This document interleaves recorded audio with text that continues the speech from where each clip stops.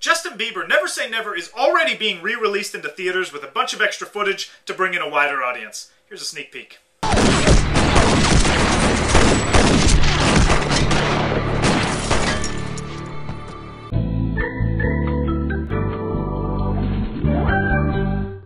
Welcome back to Sticky Floor Friday, the internet movie show that will not be attending any Oscar parties this weekend, mostly so I can avoid the obligatory finger foods named after nominated films thing that people like to do, which means I will not be eating any Zuckerburgers this weekend, or shrimp and true grits, or braised human arm, which is actually nice because it applies to 2 films, which is good.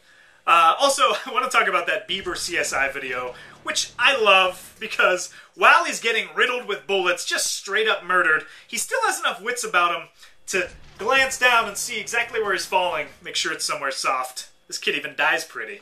Alright, let's talk a little Hall Pass. Now, this movie's written and directed by the Farrelly Brothers, who some of you should remember. I don't know, some of you might be too young now, it's so weird. They were kings of comedy in the 90s. They had a string of movies, Dumb and Dumber, Kingpin, and There's Something About Mary, that is their comedy legacy.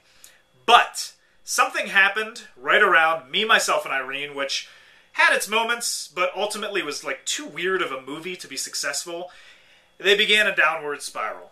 And it started with that, it went to Osmosis Jones, Stuck on You, Shallow Hal, Fever Pitch, which actually I kind of like Fever Pitch, and culminating in 2007's The Heartbreak Kid, a movie that they claimed was going to be like their return to glory, and ended up being one of the worst comedies I've seen in the past 10 years. Ruthless, painfully unfunny, and just evil. Just a bad, bad movie. That wasn't what you think it was.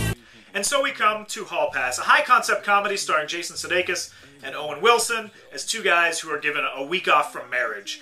And because men nowadays are completely neutered, whether it's through beer commercials, terrible fashion trends, or whatever the hell this is, these guys think going wild and crazy is picking up chicks at Applebee's. Now, this is a kind of movie that Owen Wilson just kind of coasts through, and I do like Jason Sudeikis. He's one of my favorite cast members on SNL. But I have a nagging feeling this is not going to return us to the heydays of the Farrelly Brothers, and I'm still feeling burned from Heartbreak Kid, so no. And of course, if you can't stand the neutered male, you can always swing wildly to the complete opposite end of the spectrum and go see Drive Angry. This is another Nick Cage paycheck movie in the same vein as Crank and Kick-Ass, just gratuitous, over the top, and supremely silly. If you like that kind of subgenre, which I think at this point is getting a little fatigued, there are a lot of these movies, but if you're not sick of them yet, this is probably your best bet for the weekend. Yeah. Alright, time for 3 questions. Number 1, what's your Oscar pick for Best Movie? Number 2, what's your favorite Farrelly Brothers movie? Mine? Dumb and Dumber. And number 3, what's your favorite Nicolas Cage hairstyle? Is it long and flowy? Is it Elvis-inspired? Or indescribably insane? Wow, look at that.